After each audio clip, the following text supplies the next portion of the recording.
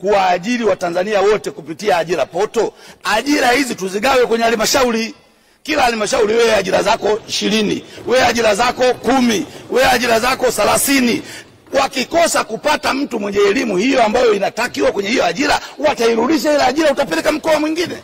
Lakini utaratibu wa kuwaleta wote pamoja, hivi vyeti mlivyowapa mnavikagua, unasema hichi cheti chako original kabisa hichi. Alafu baadaye unamuingiza kwenye mtihani. Mtihani wa dakika moja ndio mkoseshe mtoto ajira. Haiwezekani. Haiwezekani. Tuna wa stress watoto wetu. Hii si sawa. Wewe umekagua cheti chako. Cheti cha ualimu mtu anasoma zaidi ya miaka 3. Yaani wewe unakuja kumpa mtihani wa dakika 2 unafuta yote haya. Masomo yote aliyosoma miaka 3 yanaonekana hayana maana kwa sababu ya mtihani wa dakika 2. Hii si sawa.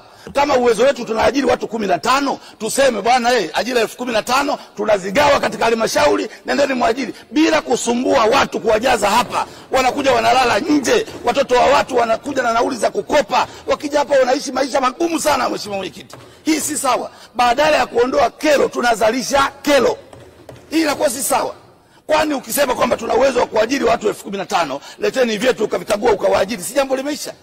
Sasa leo hivi unakuja unanipa mtihani wenyewe wa dakika 1, alafu huu mtihani wa dakika 1 unaniondolea sifa yote niliyosoma.